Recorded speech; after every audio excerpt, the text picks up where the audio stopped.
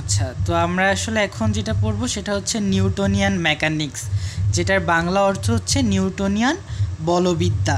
তো এই নিউটনিয়ান বলবিদ্যা বা নিউটনিয়ান মেকানিক্স যেটা, এটা আসলে খুবই ইজি একটা চ্যাপ্টার। হ্যাঁ, এখানে বেশ কয়েকটা সূত্র আছে, এই সূত্রগুলো জানতে হবে।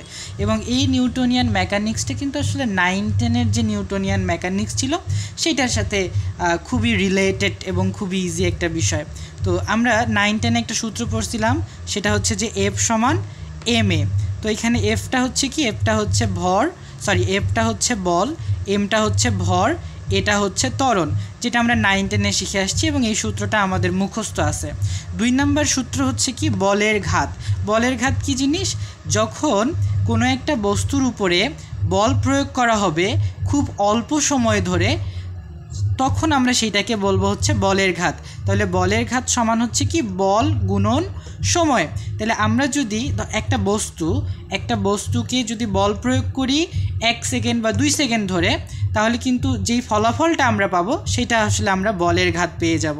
এবং 9-10-এ আমরা 9-10-এ শিখছি। 9-10-এ আমরা আরেকটা সূত্র শিখছিলাম, সেটা হচ্ছে ভরবেগের সংরক্ষণশীলতার সূত্র, যেখানে আমরা জানি যে সংঘর্ষের পূর্বের গতিশক্তি এবং সংঘর্ষের পরের গতিশক্তি কিন্তু আসলে সমান থাকে, বা সংঘর্ষের পূর্বে যেই শক্তিটা থাকবে সংঘর্ষের পরেও কিন্তু সেই একই ধরনের শক্তি থাকবে, যেটার সূত্র হচ্ছে কি m1 u1 into m2 u2 is equal two m1 v1 plus m2 v2।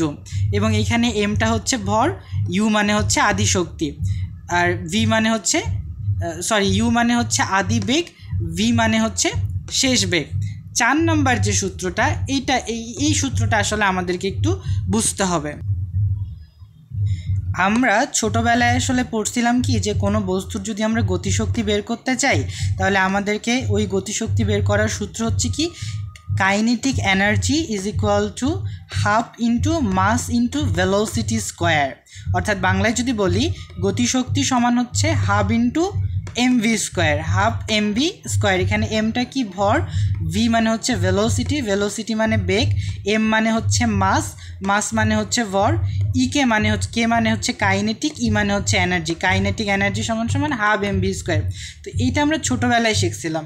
ছোটোবেলায় আমাদের ফিজিক্সটা ছিল সরল পথে, আমরা সরল পথে কিন্তু সব কিছু বের করতাম।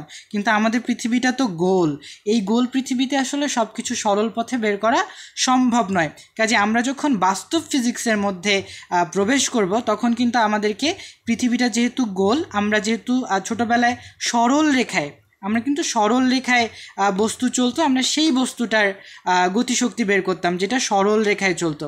কিন্তু এখন আমরা যেই গতিশক্তিটা বের করব, সেটা কিন্তু আসলে আমাদের গোল একটা পৃথিবীতে বের করব। অর্থাৎ আমরা কিন্তু এখন বক্ররেখার মধ্যে গতিশক্তি বের করব, ইকে বের করব।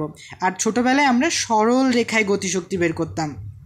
এই জন্য ছোটোবেলায় আমরা সূত্রটা লিখতাম এরকম, যে half is equal two mv square. কিন্তু এখন তো আমাদের রেখাটা কি বক্ররেখায় তো আর এই সূত্রটা কার্যকর হবে না। সেই ক্ষেত্রে আমাদেরকে নতুন করে লিখতে হবে, একই সেমই থাকবে, আমরা এখানে হাফ লিখব।